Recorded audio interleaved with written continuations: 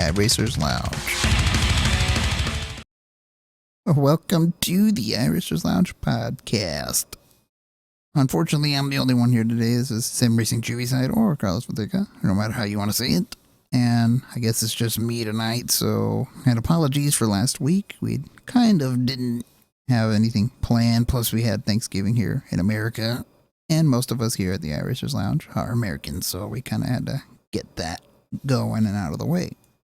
So first things first, I guess we'll just start off with I don't know, random slew of topics that I have. The first one, I guess, would be, what the hell is this all about? It's a poll, I guess. People talking about their sim rigs and how much they put into it. Let's see here. This is how much money did you put into your sim rig, and there's a whole bunch of lists there. Please don't make me look it up. You have 1 through $249, and then it just keeps increasing from there, all the way up to over 10 grand. So I don't know. Don't know what to make of this. Hopefully some of the other iRace Lounge cast makes their way here, that way they can help me out with this crap, but I guess I'll take a look at this. So, my rig, I don't even really have a rig. I'm probably the cheapest one on my team and part of the iRacers Lounge podcast group. I'm probably the cheapest. Hell, I don't even have a wheel, to be honest. I race there with a single screen. And if I had to guess, the computer's the most expensive part. It's like $1,200 total over the years, I guess. So what I've done to it, monitor is like worth $100 now. I don't have a wheel, so it's random $40 controller. Pedals, same thing. Shifter, same thing. All that. See, all these items. I don't really have anything, to be honest. This is just my thing. I know a couple of our iRacers is Mike Ellis. Probably has the most put into his rig. He has tons of monitors, and I don't even know if I can pull up a pic of that, because that's just, it'll take me forever to find one of the most recent. So yeah, that's just my opinion. Alright, so the next thing, hang on. I could get into more detail about this. Alright, screw it, we're going on to the next topic. So I'm only 3 minutes in to this podcast, and another one of the forum posts. I don't even know if I'm doing this in order, but that's what I'm going off. What it said in our notes. And one of the questions was, will we be able to drive non-dirt cars on dirt tracks when dirt is released? Well, the answer to that is, well, they say it right here. Yes, technically you will be able to drive any car on the dirt tracks, including non-dirt cars. Obviously, the non-dirt cars are not set up for that, but have a look at it, or have at it for kicks if you want. The only thing is the non-dirt cars will not collect and hold dirt like the actual dirt cars will. So one thing I got out of this, they're implying dirt might be here very shortly, and I hope so. But I can tell you, first thing I'm going to do is take a ridiculous unconventional dirt car that's not a dirt car, just take it there and throw it around the tracks, I guess. Yeah, I don't know what car I'd take. I'd probably say something like freaking Ford GT or something. Oh, maybe the Audi 90 GT or whatever.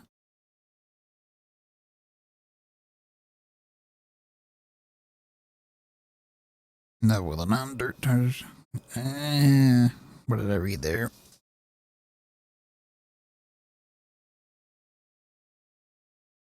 Give me a second. Technical difficulties.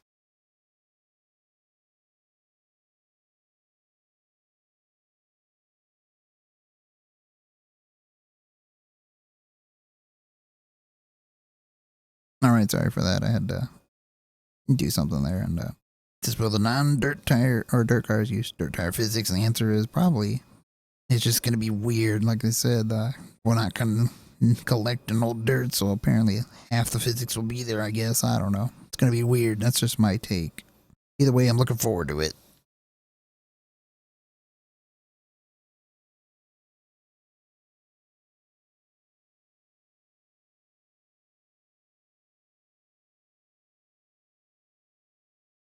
Alright, I don't know what this is implying or why this is even important. Oh, they're just basically mentioning some of the upcoming changes, that you'll see in the next build in terms of series that are going to be run next on iRacing next season. Sometime in December, starting there, and basically talking about the Star Mazda being called Pro Mazda, and eventually we'll have the new, I guess, Star Mazda car or Pro Mazda car. Even though I kind of don't think we need a new one because the one we have now is awesome, or it was when I last drove it.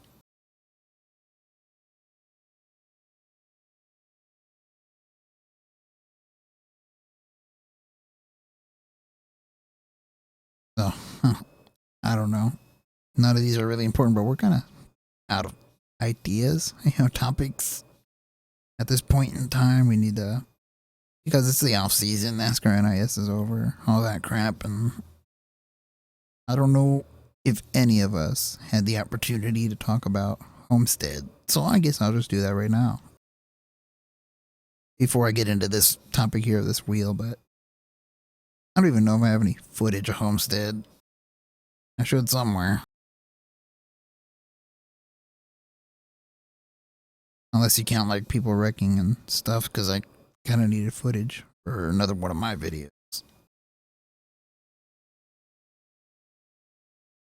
Alright, I know I got this footage. I heard a pitch coming up against the wall, but that was ridiculous, dude.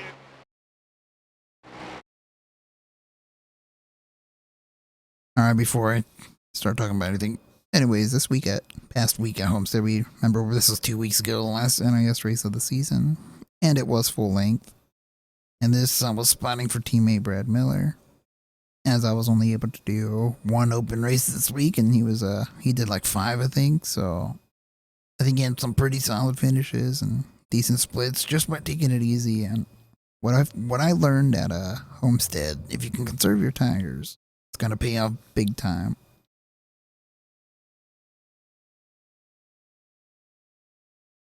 And it may not seem like it at first, but once you get into a long run, it starts to pay off. But again, unless you're one of them freaks that can somehow hot lap every single lap with no penalty to the tires, then I guess that's no issue. But still, full length race, it kind of forces a lot of people to drive differently.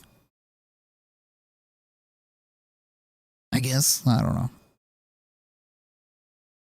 Me, on the other hand, I just made a bad choice on setup, and it just kept getting worse and worse, tighter and tighter, and I can deal with a loose car the entire time, but not a tight car, because you have no options. You can't do nothing except for slow down and back up the corner. Loose car, you can at least control it with the wheel, or steering in some sort.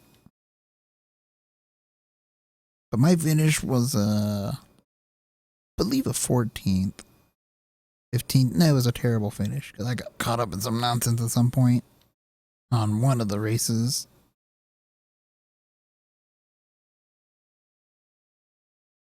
Oh no, that was the pro race. And speaking of which, we were doing the second pro race of the year.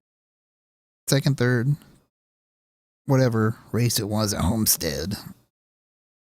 It's the third race, because I think the second was at Phoenix versus Texas, and the third race, 43 cars and a massive pile up on lap 1, but not enough to take everyone out. And 20 laps in, another wreck happens, and this one, I just couldn't avoid it. Everybody is just driving way over their heads, and typical what you see in races. I don't know. Anyways, that pro race was something else. It was intense, and it really shows who had the better setup, because I can hold my own and fixed here, but had a terrible setup for open, and again, it just plowed like crazy, and everyone else was able to get back to the throttle because they could turn in, and not the case for me. But if you think about running them open or pro series races, even if you don't have a shot at making pro, just go out there, try it, and have fun.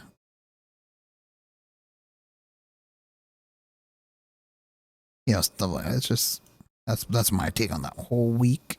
And before we get into this, I'm gonna, I guess, do a tiny commercial. So just because I need a break from speaking real quick and it's all by myself. So, anyways,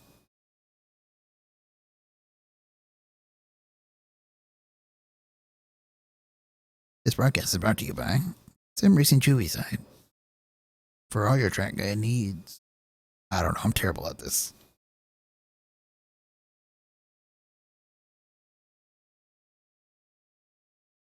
Do my little iRacing promo here.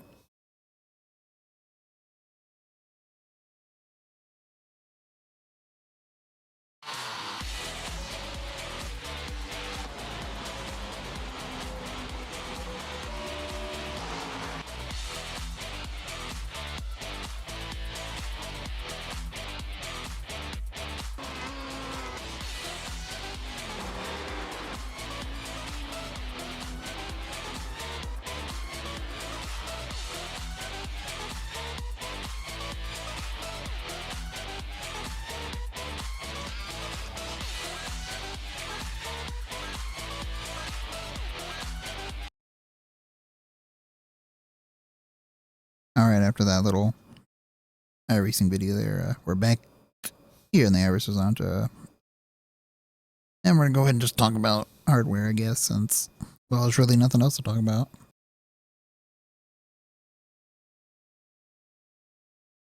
So first thing you see here is Thrustmaster announces the TSPC racer wheel, though I'm pretty sure we went over this already. We went over some wheel. I don't know.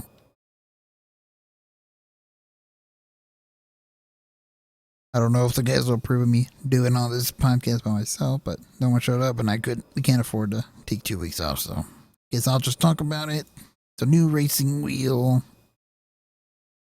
This is not the same thing as say the Thrustmaster GT, which is User entered your a channel. low win. Oh, hey, look, Kyle Fleischman's here. Guess what? I'm doing the podcast. What? I'm doing the podcast so you can join in and take over. I'm on the Thrustmaster wheel. Oh, crap. Yeah, it's just, we can't afford to take 2 weeks off or throw everybody off our schedule. Yeah, no problem. I decided to take over it. I kind of went through the first 3 things, talked about Pro Series as well as NIS, the last race we did. Okay. So you're on the Thrustmaster wheel now? Well, we guess we could just talk about your NIS week since you're, well, here. Yeah. I mean, Homestead was Homestead.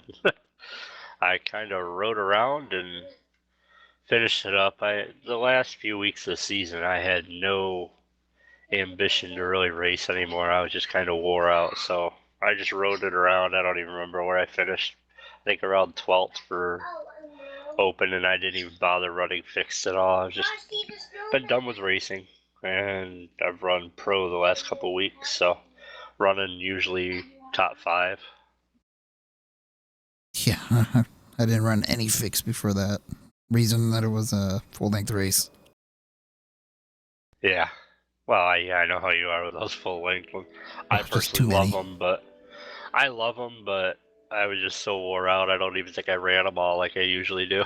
Yeah, that's a problem there. Full length's not really a deal of not wanting to run it. It's more of a, I can't really run the night race ones. Yeah, 9 o'clock. Oh, yeah. Anyways, moving on. Alright, I guess next up would be the, if I'm following the right link, it would be the GoPro thing there. GoPro Lopez. Just make I sure thought I'm in the right we were spot on in the the, notes. or me on the Thrustmaster PC or something. Okay. Yeah, let me Or pick no. that up real quick. Sorry about this, guys. Oh god, I was just, Got home late from work. I decided I might as well take over, give our viewers some more confusion. First it was Mike, then you, then Yeah, no problem. I just yeah. got home late for work. I haul gasoline for a living, so as we're getting into prime season, hauling a lot of diesel fuel and stuff like that, because I live up in New York and we've had that snowstorm at the beginning of last week, so we're still playing catch up from that. Um, Give me 2 seconds here.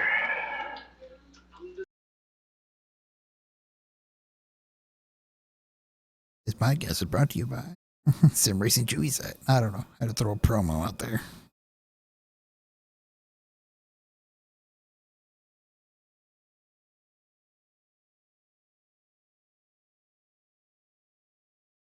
So next up, we're gonna go with the Thrustmaster here, announcing the TSPC Racer wheel. I guess they're trying to counter the Fanatic wheel that came out. I wasn't aware of this at all. I didn't catch the notes prior, so Yeah, neither did I. it Well, looks rather snazzy looking at it. I guess it's just a higher end version of that GT, Thrustmaster GT. Right, that's what it's looking like. Yeah, I mean, I still can't get over how big their bases are. All these other companies are coming out with the smaller bases, and it's the main thing that steers me away from Thrustmaster. Isn't this Is that the, big base? isn't this like the, what do you call that? Direct drive or no? I don't know if this is direct drive or not. I know that Fanatics is direct drive, and I'm not seeing. Well, it does say it's a brushless 40-watt motor, so with dynamic torque. So that might be a direct drive wheel. Will be something. I'll have to look into it more, and maybe we'll That bring is it a up big ass again next base week. though. Yeah, well, my brother's got the And that's not even. T500. Oh yeah, I say this is nothing compared to that. Well, it's actually the same size base. It looks like, Oh, is judging it? by the picture. Yeah, because if you take that steering wheel, yeah, it looks about to be about the same size as a T500, and the T300 they came out with, it's the same size base again. Actually, there was And that's the main another reason release why I of don't go there. another GT, a 300 GT. Yeah, yep. I don't know what that's Yeah, all about. Cover it some other day. and I mean, I'm in the market for a wheel myself, but looking too much towards Thrustmaster is just that big base. I got a G27 now. It's got a lower profile, and I don't need that big base. All Maybe right. we'll look into that a little more. We could bring that up again next week with some more knowledge of it. Yeah, they do have the T300 GT edition. Yeah. That's interesting. Just put that up. Another video. Yep. I didn't watch it too much though. So next up, we'll talk about Pablo Lopez. We did talk about him a couple weeks ago on the show. We took last week off for the holiday. Most of us were busy with family, so he did run in the Mazda shootout, and it's a pretty exciting time for him, I guess. I guess we all would like to be in those shoes at some point in time. So definitely shout out to him for being able to do it. And I didn't catch where he finished. I'm trying to find that now. I don't know. This reminds me a lot of that Nissan, or what was it, Academy or GT Academy that Gran Turismo had. Yeah, it was He's kind in. of the same deal. They had an Yep. academy thing, and he won the chance to do it, and he went and did it. Haven't seen any other than this, which is in Spanish, and I haven't translated it. Yeah, I have But no it clue. looks like something about a video of his experience of the Mazda Road 24 shootout. So I guess you could check it out on YouTube. All right, what do we got next here? Max Verstappen, is that the one we're reading here? From Twitter Um, post? the, the Twitter post. That's that. Well, the Twitter post is regarding the him going. Oh yeah. He didn't win the Mazda Road to 24 shootout scholarship, but he at least got to experience it. So, like I said, that's an awesome thing that he got to participate in. I Yep. mean, I'm not a road guy, but I'd give it a shot if I was given the chance. Next up would be the driver analyst.com. It says if you want to be a professional racing driver, you or your parents don't have to spend millions. You need to be on iRacing. And it's an article as to why it's so beneficial to do it. It's not a game, it's a simulator, and it's pretty real to life. I like the whole comparison there. Forza is Mario Kart in comparison, and it's true. Yeah, that made me chuckle when I read this last week. This Forza is so bad that it hurts to play that. I think, Forza 2 it might have been. Maybe it might have been Forza 3 for console, Oh yeah. and I couldn't stand it. And there's something about I don't even know how to explain it. It's just something the way the cars feel. It just something's wrong. It's like none of them have a differential at all, and they always spin the inside tire no matter what car. But back then, when, had you not already had the experience of a sim racing, Oh yeah. you wouldn't know that, you know what I mean? Even then, I think Gran Turismo was a step above them in terms of realism. True, I'd probably have to agree with you there. All right, next up, NASCAR chairman Brian France talks virtual reality, the digital fan experience. It's an article basically about Brian France and how he became the chairman and CEO of NASCAR in 2003, inheriting it from his father.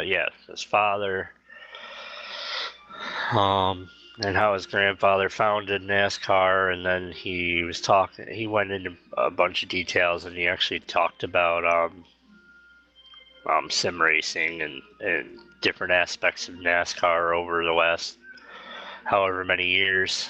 And it was actually a pretty nice article. It was more like a Q&A type interview, I guess you could call it.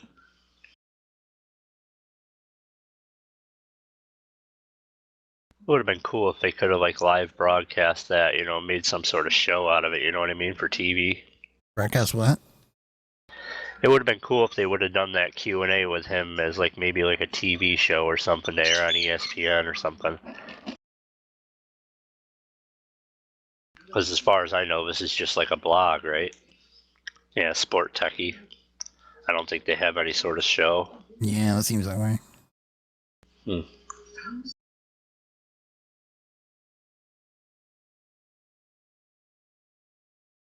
This next one that's coming up, I actually chuckled quite a bit about it, and it's about a young kid that made a sim rig out of his entire bedroom, basically, in his house. He works for Domino's, and he seems really enthused about working for Domino's and everything. And he put a bunch of he made his own custom fire suit and put Domino's on it, and the back of it is his sponsors, but it's just a weekly Domino's deals that they have at Domino's for their $7.99 pizza deal and whatnot. And he takes you through a whole tour of his room, and he's got Domino's pizza boxes lining on his ceiling, and he picked up some different memorabilia and die casts off eBay. Like he's got the rear bumper. I can't remember what race he said it was now, but he's got the rear bumper from Kyle Busch's car up on his wall. He's got the front nose clip Joey Logano. of Joey Logano up on his wall. And then he's got an actual race car body with a Leo Bodner motor for his steering with the HPP pedals. And it's all built in right inside the race car chassis. That's crazy. It's extremely impressive to watch the video. I mean, It's kind of weird though to have a full car on the inside to look like it would, but using VR. yeah. I mean, that's just awesome. I'm still mind blown just watching the video. He's got all that stuff in his room. I mean, a lot of memorabilia, and to think he's only been a NASCAR fan since I think he said 2001. So it's pretty crazy the in depth that he's done. But if you want to take realism, I guess that would be probably about as real as you're gonna get right there. I don't think you can get any more real than that. All he needs is a helmet. Oh, he might even have it. I don't think he showed it on show, but I mean, he's got the window net and everything, and the fire suit that he wears while he races. I don't know. So he might have a helmet. You never know.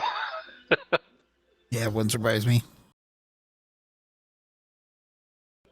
All right.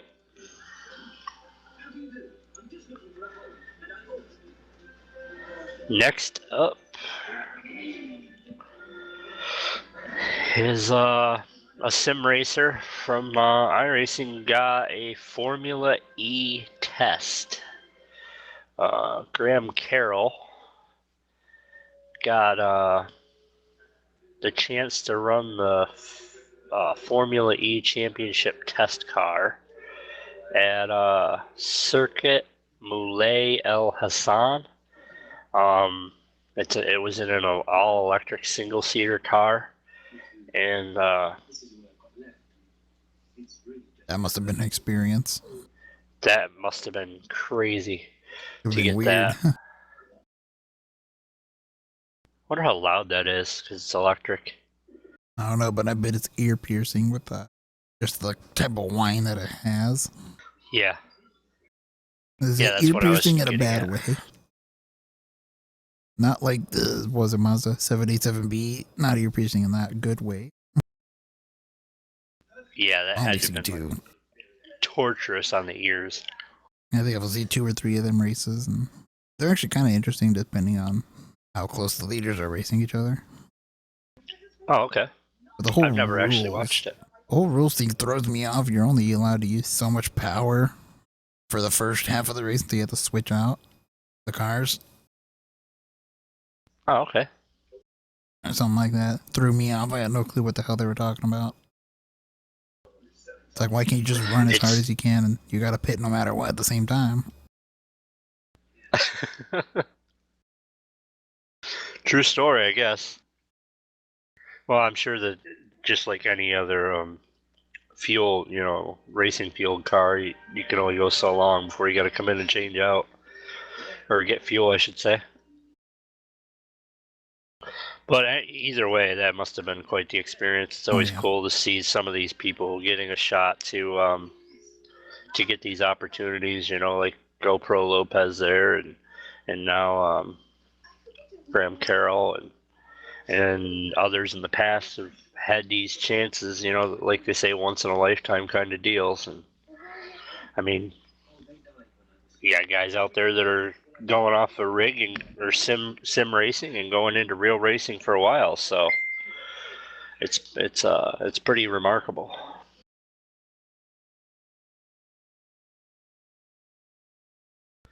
Next up, well, we're going to cover the membership renewal. So now through December 6th, they've dropped the price on membership renewals by 25%. So take advantage of it while you can. You can get a 1-year renewal, normal regular price $110. You can get it for $82.50, and the 2-year renewal normally $199. You can get it for $149.25. You can use the code up to 3 times. You can get the codes right on the main member site page for the 1 or the 2-year renewal, and like I said, that is good through midnight December 6th. So if you're looking to renew or whatnot, definitely take advantage of it. I did this 2 years ago. I think I used the maximum, and I paid up through 2020, so I don't have to worry about it for a while. Yeah, I just renewed it. Yeah, so the only sale, they got the Cyber Monday deal, which is only for today. Yeah, I was thinking about that earlier. Do we cover it? But by the time we release tomorrow, Yeah, no, it'll be too late.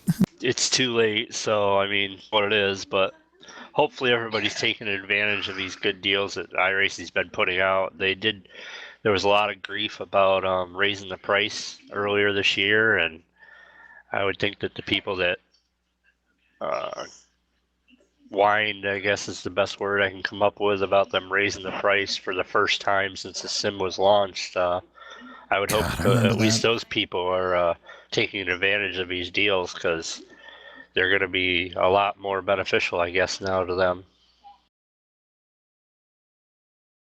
What was the old deal with raising the price by $1 per subscription? Yeah, not to mention the sim God, was released, what, 7 years ago? quite a while ago. I think it was 08, 09, somewhere in there. So, and they I think it hadn't was raised it late for 6 2008. years. Yeah, so even if you say 09, that's still It's still 7 a long time years. ago, yeah. And it's only $1. I mean, I don't remember the outrage that sparked. yeah, it was crazy. But you can't please everybody all the time, I guess. Not as crazy as the next topic, though. Unless that's the right one. Wrong one, the OSW. Destroying a rig. Oh yeah, no, we're gonna cover the Pro Race of Champions. Or did we? Yeah, go. Okay. So for the sixth time in as many years, some of the world's race drivers will square off against one another. Again, it'll be IndyCar drivers, IMSA, NASCAR, and other sanctioning racing bodies. Fixed setup with the Dallara DW12 IndyCar at Phoenix International Raceway. It'll be a 50-lap race. It'll be broadcast on iRacing Live, and it'll begin at 9 p.m. Eastern Standard Time on December 16th. That'll be December 15th, General Mountain Time. And iRacing will again honor the memory of Justin Wilson by donating $2,500 in the name of the Pro Race of Champions winner. And they're going to donate that to the Justin Wilson Children's Fund. So awesome deal that iRacing's doing there, and they usually get a pretty good turnout of a lot of big name drivers. They've had Brad Keselowski, Bobby Labonte, Carl Edwards, Stefan Wilson, Townsend Bell, Connor Daly, Joey Hand, Jordan Taylor, Ron Capps, Scott Speed, Shane Van Gissenberg, Matt Halliday, Philip Eng, and Tom Kendall and Justin Bell. And then last year, even IndyCar team owner Sam Schmidt made his debut in a semi-autonomous motor vehicle. So definitely tune in and watch a pretty exciting race with some pretty well-known people racing for a charity.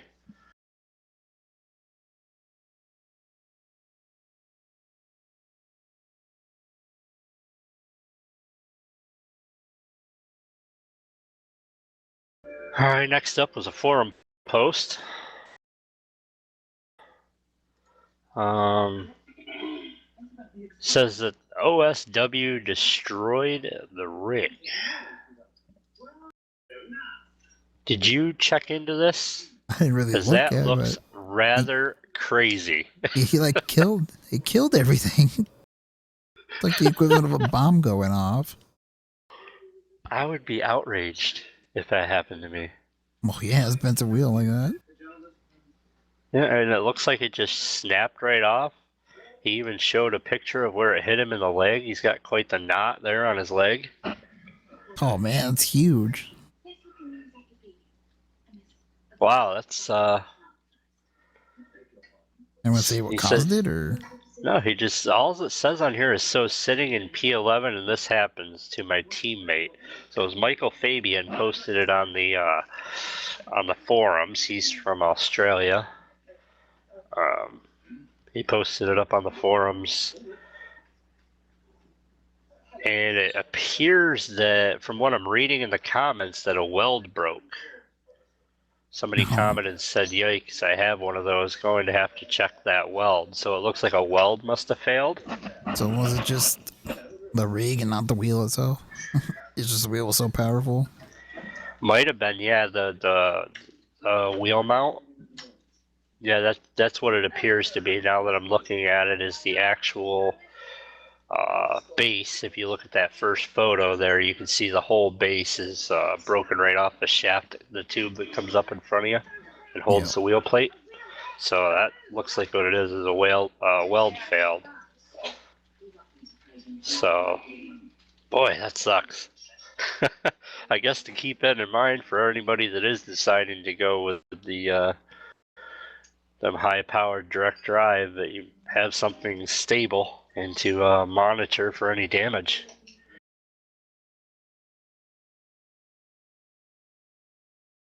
I'd be angry if that happened to me.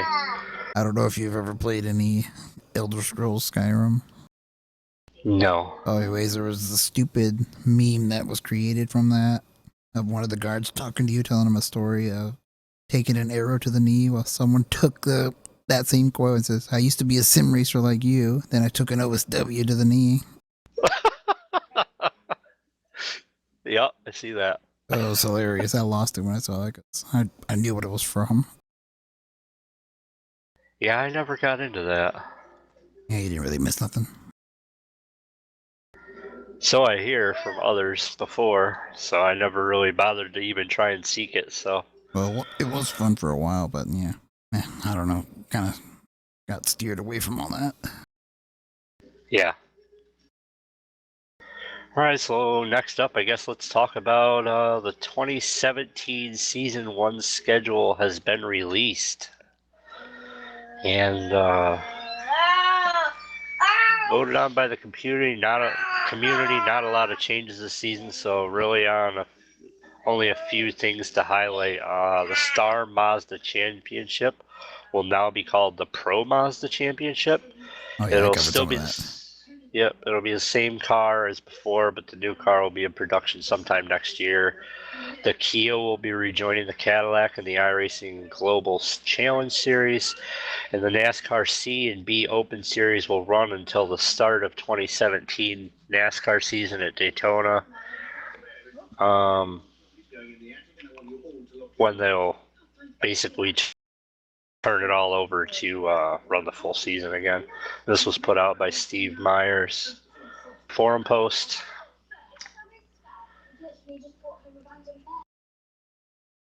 And you can get the whole PDF file for it on the forums under iRacing.com staff announcements on the forums.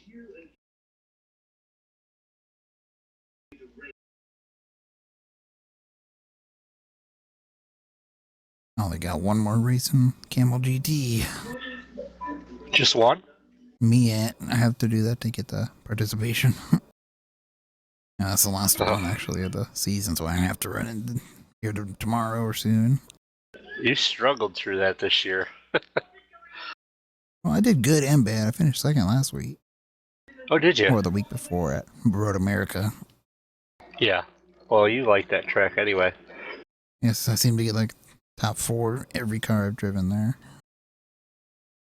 I don't mind it too much. I'm just not a huge road racer. I really want to get better at it because I do enjoy doing it. I'm just not a very good road racer.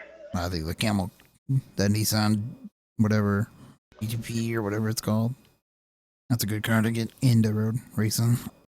Is It's not it pretty stable? It's not that it's stable. It's just not extremely challenging, and it's I don't know. If you underdrive it, you can hang on to the car for to the end of the race and survive. It just has every now and then you'll overstep the wheel spin, coming out of a corner because no power, and then all of a sudden it's all at once. Right, yeah. And throws you off, so you gotta it's one thing to get used to, but I think I'd rather drive that than the Mazda. The Mazda, you get sideways, you're gone. Nothing you're gonna do. You can't save the damn thing. I think it's just the short wheelbase. Alrighty. Yeah. Moving on.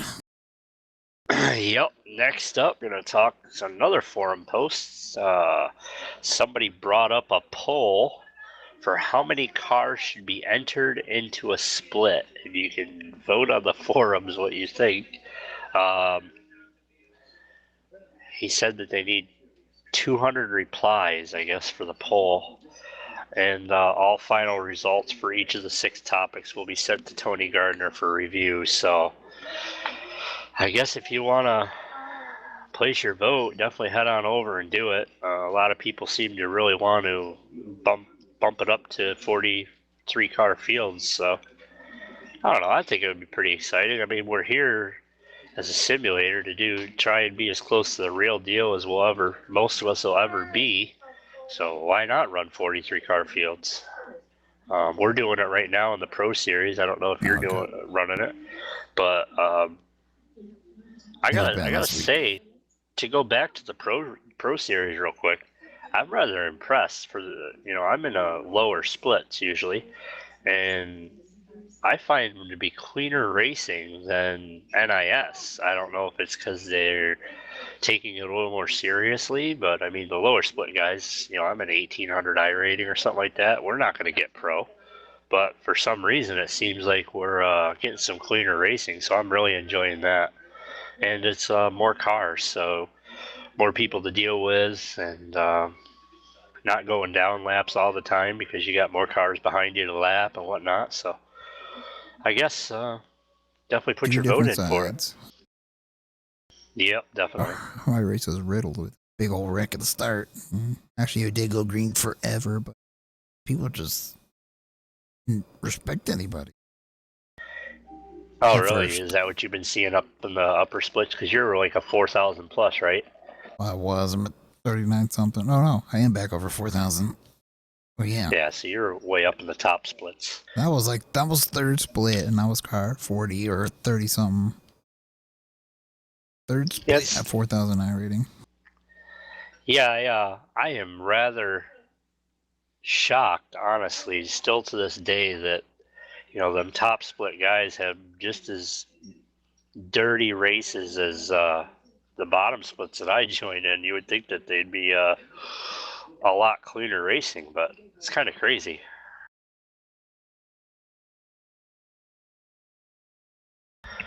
All right, I guess moving on.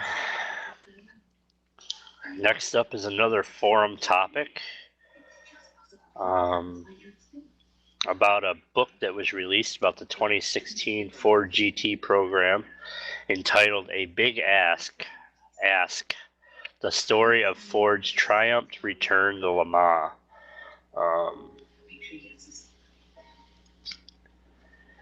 And this was posted by David Phillips.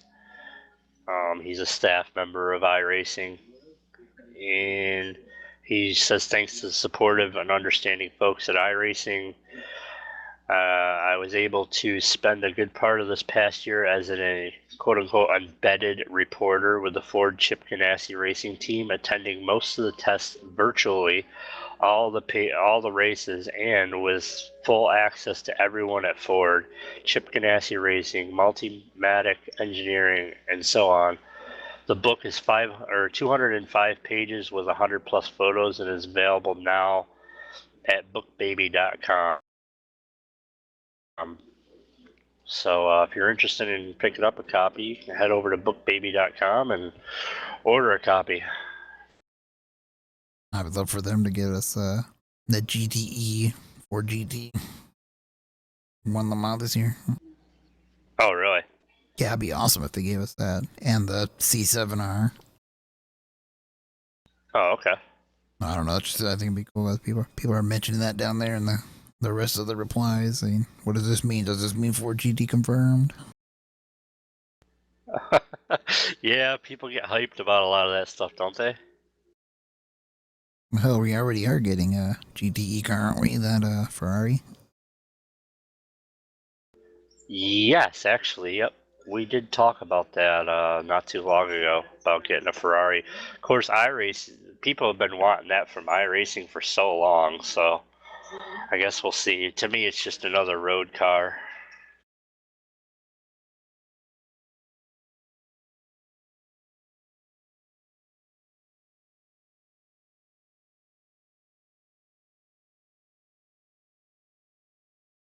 All right, so I guess next we'll bring up a Twitter post by Steve Myers with the NASCAR weekend at Homestead, congratulating Ray Alfala again, and he put up a picture of his Ray and his mom and dad in the NASCAR suite, and Made a couple tweets. There was a couple tweets that went out this past weekend for Ray. I know that Lisa Pineda, his team owner that runs Ray's team, owns the team, posted a video. User entered your channel. You hear her in the background yelling, "I love you, Ray," and it was a short but brief video of him accepting his award and whatnot. And again, congrats to Ray on a third championship.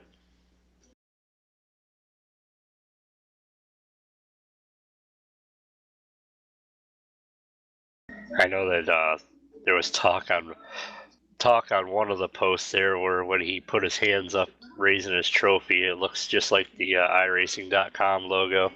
So they were picking out. Yeah, they were picking on him about that. It's pretty cool.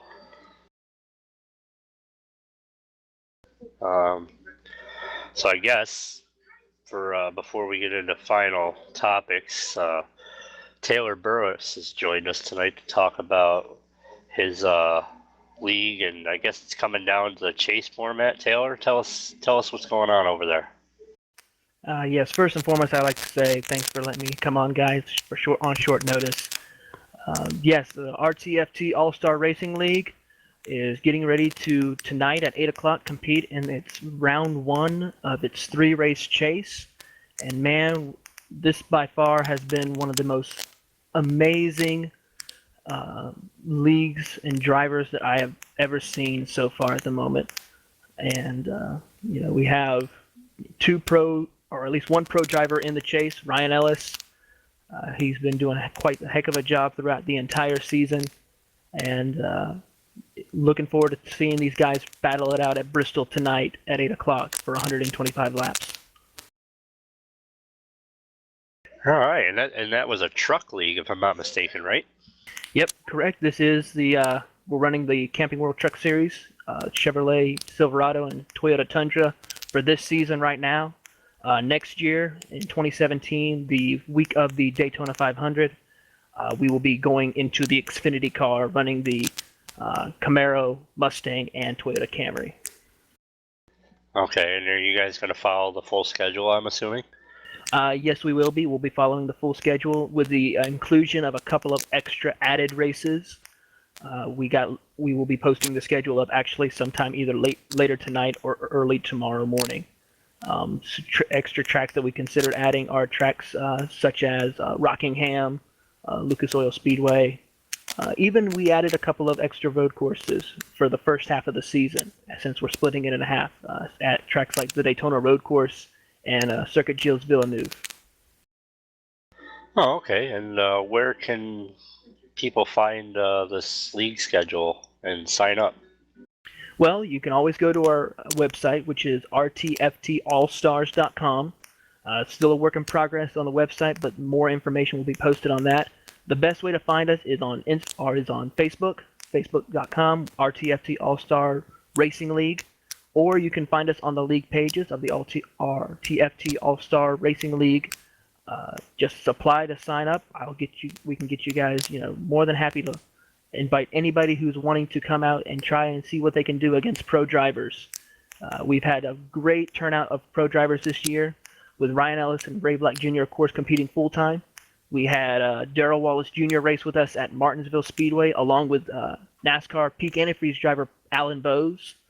Last week we had Garrett Smithley at Talladega with us. He performed outstanding at Talladega. And who knows, we're having maybe some talks of maybe even inviting a couple of Cup drivers next year to compete with us. No definites, but we are in the works of working it out with a couple of the Cup drivers. All right, awesome. So I appreciate you coming on and giving us an update on the league that we talked about right before it started. So definitely look forward to for the rest of this season and hopefully the full schedule next season. So anybody out there that's interested in getting a chance to run with them, definitely check out their Facebook page and their website. Now, Taylor, have you run any of the Pro Series this year? No, I have not run any of the Pro Series races this year. My schedule was new job and everything is I'm doing good just to get on Monday nights and then on the weekends. I hear that. I'm in the same boat. I was actually late for the podcast tonight. It's crazy. Work's been nuts. I live up here in New York, and the snowstorm that came through the beginning of last week, we're still playing catch up because I haul gasoline for a living, so it's been nuts. So, I guess I don't really have any final thoughts. What about you, Carlos? Yeah, I don't know. I got nothing. All right. Well, I guess we'll get the show closed up here. If anybody out there that's listening to this has any ideas that they'd like us to talk about, definitely get a hold of us. You can get us on Facebook. You can reach out to the team page, Team Typhosi Racing on Facebook. You can contact us at iRacersLounge.com. Get us on Twitter at iRacersLounge, and as always, you can listen to the podcast on SoundCloud, iTunes, PodTrack, Stitcher, pretty much any major podcast hosting site out there. So, I guess for now, take care.